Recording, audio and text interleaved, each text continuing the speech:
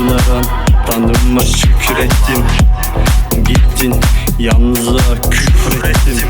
Umutlarım teker teker yanımdan ayrılırken benden geriye kalanları tükettim.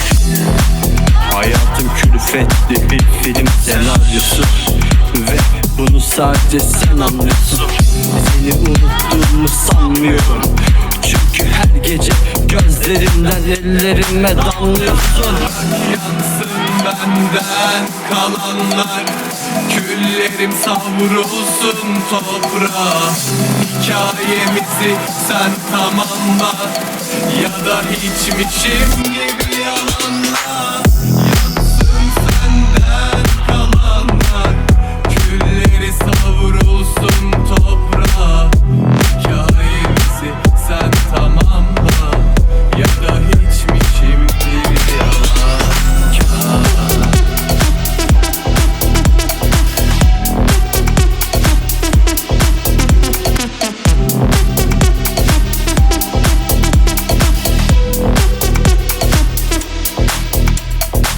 Kendimle savaştayım yıllardır.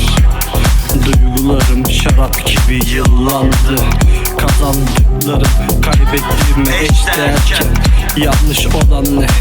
Konuşmak mı, susmak mı? Bırak yansın benden kalanlar, küllerim savrulsun toprağa. Hikayemizi sen tamamla,